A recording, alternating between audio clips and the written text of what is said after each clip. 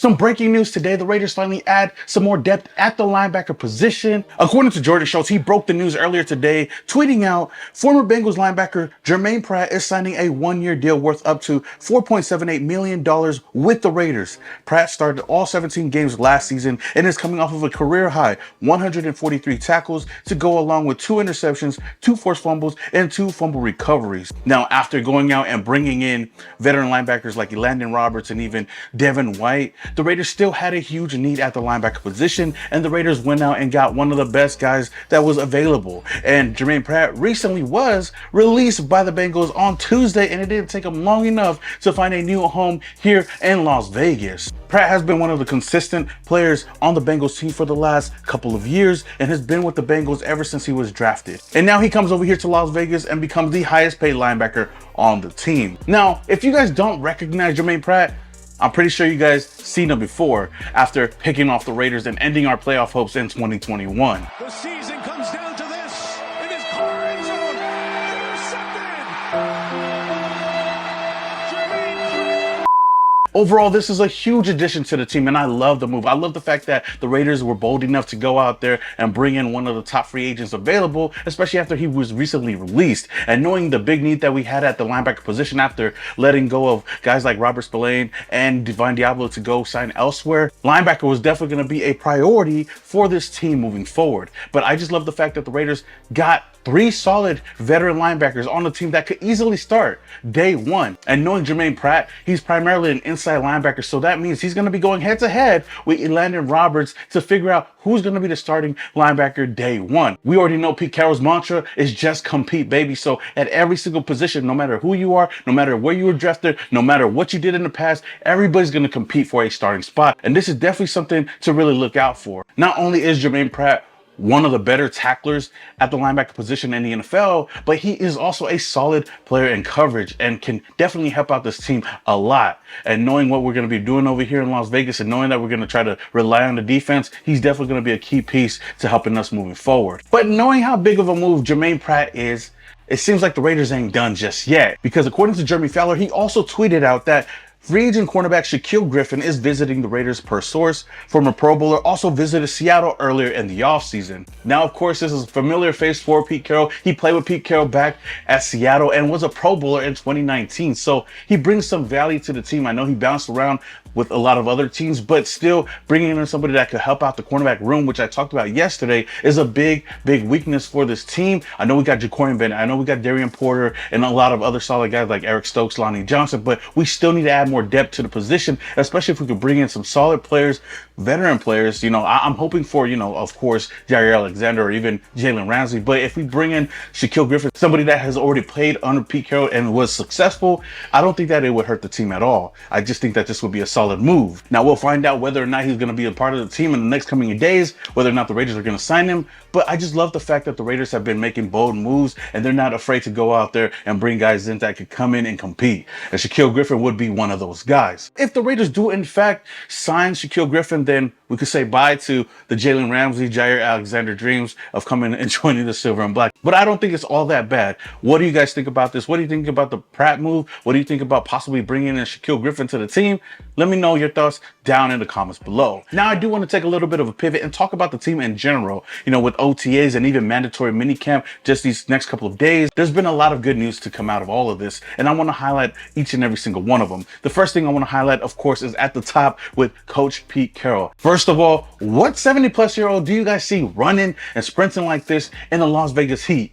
Heck, I'm half his age and I don't even do that. But I love the fact that Pete Carroll has continued to bring that energy every single day, no matter what, no matter how hot it is, no matter how old he is, he's still out there bringing that energy. And he kind of talked about this during media day and said that if he can't go out there and give his 100% or even give that energy, how can he expect his team to do the same exact thing?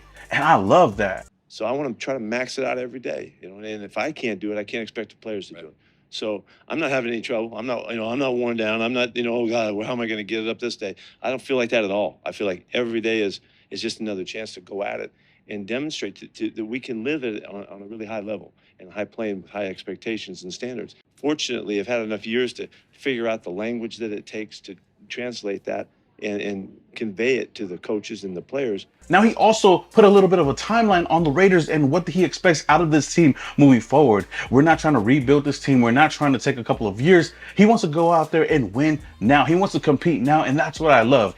Whether or not we go into the playoffs this year, but as long as we go out there and compete and win as many games as we can, anything can happen. And we could be one of those teams that turn it around in just one offseason. Working really hard, and guys are, you can tell that they can sense that there's something changing, and so a lot of expectations for us. We're gonna, we're going for it. We're not holding back. We're not looking for any, give us some grace period or any of that kind of stuff. That's not how we're going about this. You don't want to go get it right now, and I think the players feel that sense of urgency, and they're showing it. So with that said, I do kind of want to highlight him kind of showing a little bit of praise and kind of highlighting some of the different players that have been showing a lot during training camp and even OTAs. Landon Roberts has been a big factor for us, coming in. Great attitude guy, great mentality, tough as hell, loves the game, and just brings instant connection to leadership. Jeremy Chin has been a magnificent factor. Eric Stokes has already, lit it up playing corner. You just love what he's doing. Ian Thomas has had a tremendous camp with us. Darian Porter has looked really good. Dante Thornton has looked really good. Both the two offensive and defensive linemen that we took, all four of those guys are factoring in already with athleticism, movement, and attitude, and so it's been exciting now. Now, if you guys have been keeping up with OTAs and training camp, then you guys kind of already know a lot of these names that have been getting a lot of praise with the media and even some of their teammates. Of course, Landon Roberts has been looking like a leader out there, playing linebacker, and he's a guy that I've been excited about ever since we went out and signed him. Now, Dante has been that name that we've constantly been hearing all throughout OTAs, rookie minicamps, and even mandatory minicamps. And it's great to hear that this rookie has stood out as much as he has. He has all the intangibles. When he was drafted, of course, there was a lot of upside with him. We just didn't know how well he was going to go out there and show his athletic ability, with the speed, with the size that he does possess.